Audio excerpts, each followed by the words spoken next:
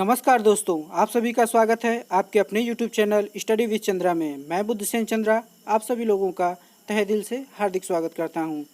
दोस्तों, शून्य से शिखर तक के सफ़र को आगे बढ़ाते हुए आज हम हिंदी काव्य साहित्य का विकास में प्रैक्टिस सेट 9 पे चर्चा करेंगे।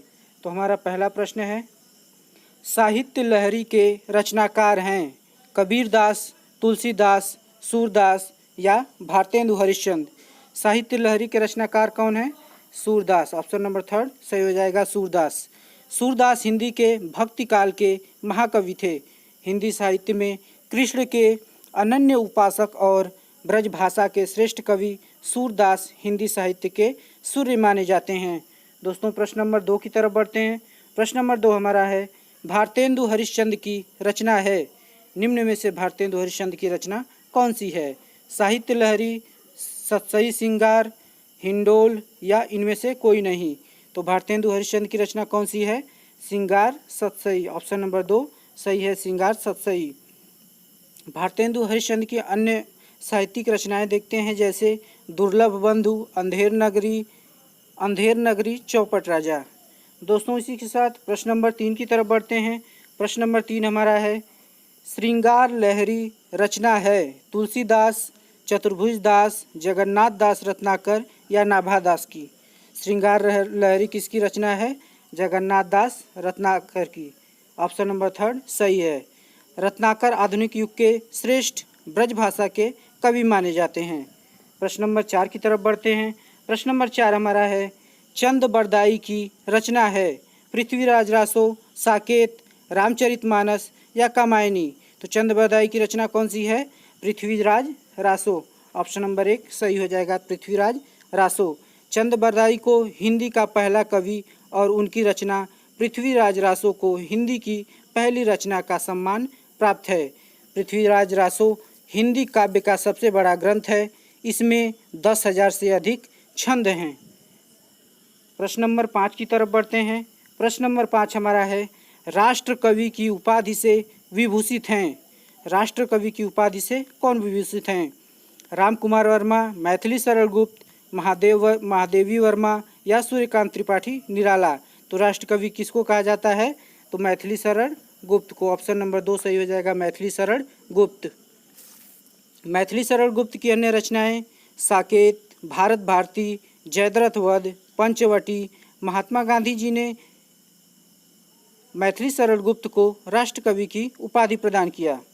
प्रश्न नंबर 6 की तरफ बढ़ते हैं। प्रश्न नंबर 6 हमारा है, हिंदी का प्रथम महाकाव्य माना जाता है पृथ्वीराज रासो, साकेत, रामचरितमानस, कामायनी। हिंदी का प्रथम महाकाव्य किसको माना जाता है? पृथ्वीराज रासो को। ऑप्शन नंबर 1 सही हो जाएगा, पृथ्वीराज रासो। दोस्तों, पृथ्वीराज रासो के बारे में प्रश्न नंबर 4 में हमने बात की थी कि यह चंद बरदाई की रचना है।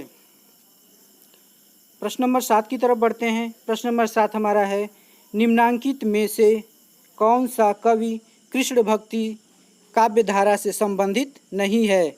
ऑप्शन है सूरदास, तुलसीदास, नंददास या कृष्णदास। तो प्रश्न नंबर 7 का हमारा हो जाएगा तुलसीदास।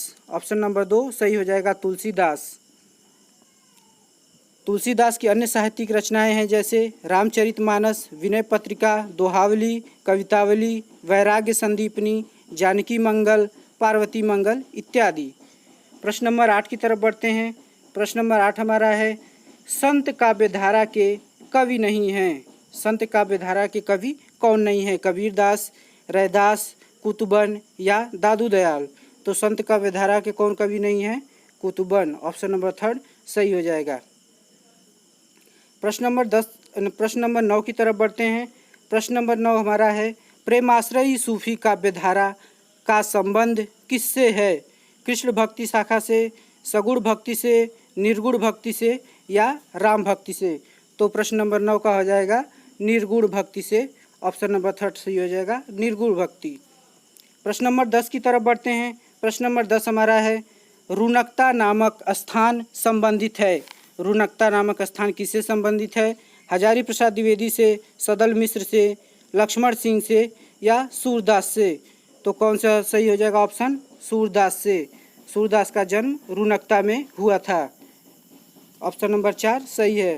प्रश्न नंबर 11 की तरफ बढ़ते हैं। प्रश्न नंबर 11 हमारा है, निम्नलिखित में कृष्ण भक्ति शाखा के कवि नहीं हैं?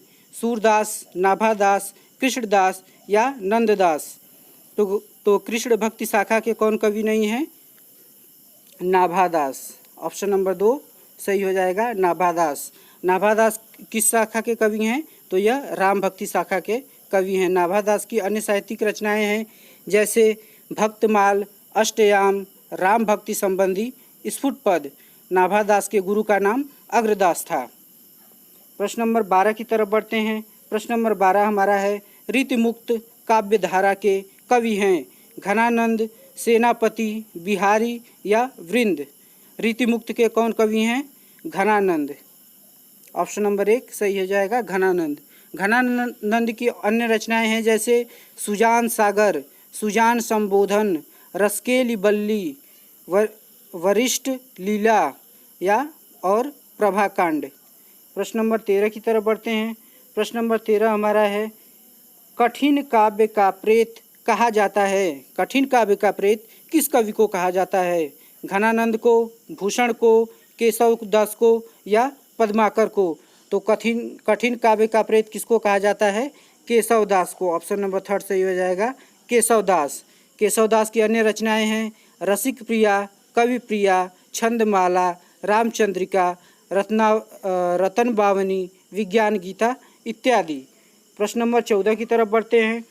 प्रश्न नंबर 14 हमारा है, झरना की रचना हुई किस युग में हुई? झरना की रचना प्रगतिवादी युग में, द्विवेदी युग में, छायावाद युग में या छायावादोत्तर युग में? तो झरना की रचना किस में हुई? छायावाद युग में। ऑप्शन नंबर 3 सही हो जाएगा, छायावाद युग में। झरना किसकी रचना है? तो झरना किसकी रचना है दोस्तों? तो झरना है जयशंकर प्रसाद की रचना। किसकी है? जयशंकर प्रसाद की रचना है। जयशंकर प्रसाद की अन्य रचनाएं हैं जैसे झरना, आंसू, लहर, कामायनी इत्यादि। छायावादी युग के कवि अन्य भी हैं जैसे जयशंकर प्रसाद, सुमित्रानंदन पंत, सूर्यकांत त्रिपाठी निराला, महादेवी वर्मा, राम कुमार वर्मा। प्रश्न नंबर 15 की तरफ बढ़ते हैं। प्रश्न नंबर 15 हमारा है, द्विवेदी युग का महाकाव्य नहीं है? द्विवेदी युग का महाकाव्य कौन सा नहीं है? प्रिय प्रवास, साकेत, कामायनी या द्वापर? तो द्विवेदी युग का कौन सा महाकाव्य नहीं है? कामायनी। ऑप्शन नंबर 3 सही हो जाएगा, कामायनी। कामायनी किसकी है? जयशंकर प्रसाद की। प्रश्न नंबर 16 की तरफ बढ़ते हैं। प्रश्न नंबर 16 हमारा है, निम्नांकित कवियों में से छायावादी कवि हैं?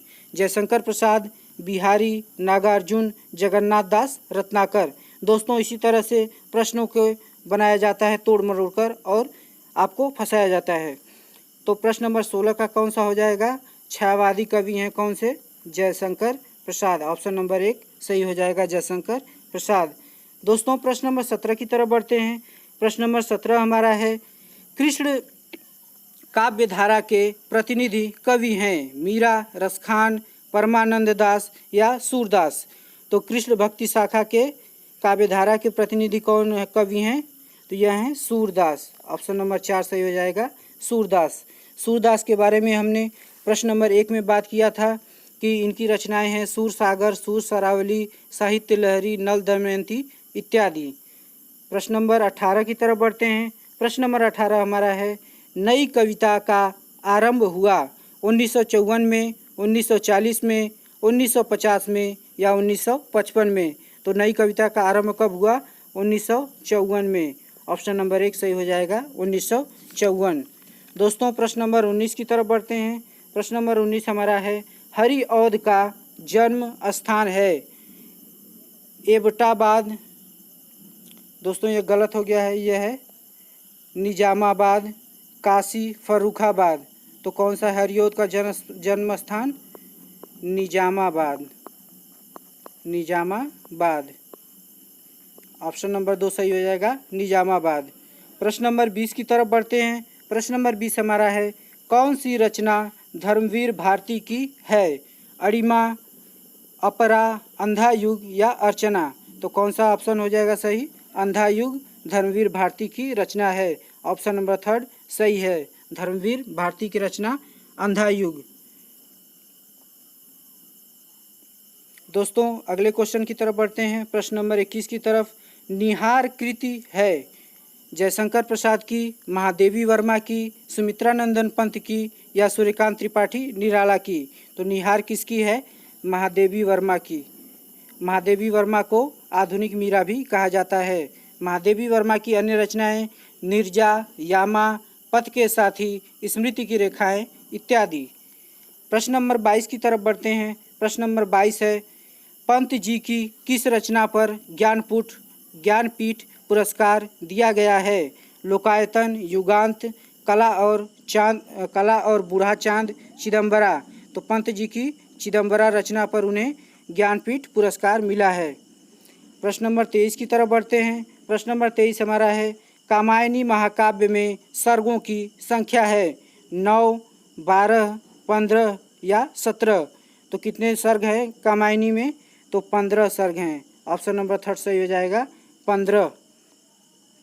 प्रश्न नंबर 24 की तरफ बढ़ते हैं। प्रश्न नंबर 24 हमारा है, आधुनिक युग की मीरा हैं महादेवी वर्मा, भवानी प्रसाद मिश्र, मैथिली शरण गुप्त या गिरजा कुमार माथुर? तो आधुनिक युग का मीरा किसे कहा जाता है? तो यह हो जाएगा महादेवी वर्मा को आधुनिक युग की मीरा कहा जाता है। तो ऑप्शन नंबर 1 सही हो जाएगा। प्रश्न नंबर 25 की तरफ बढ़ते हैं दोस्तों। यह इस टेस्ट सीरीज का आखिरी क्वेश्चन होगा। साहित्य सुधा निधि के संपादक हैं जगन्नाथ दास रत्नाकर, महावीर प्रसाद द्विवेदी, अयोध्या सिंह उपाध्याय, हरिऔध या भारतेंदु हरिश्चंद्र? तो कौन सा सही हो जाएगा ऑप्शन? जगन्नाथ दास रत्नाकर। ऑप्शन नंबर 1 सही है। दोस्तों अगर आपको यह टेस्ट सीरीज अच्छी लगी हो और आपको लग रहा है कि यह प्रश्न पिछले परीक्षाओं में पूछे गए हैं या पूछे जाएंगे, तो आप लोग इस चैनल को लाइक, सब्सक्राइब और शेयर जरूर करिएगा। इसी के साथ जय हिंद, वंदे मातरम।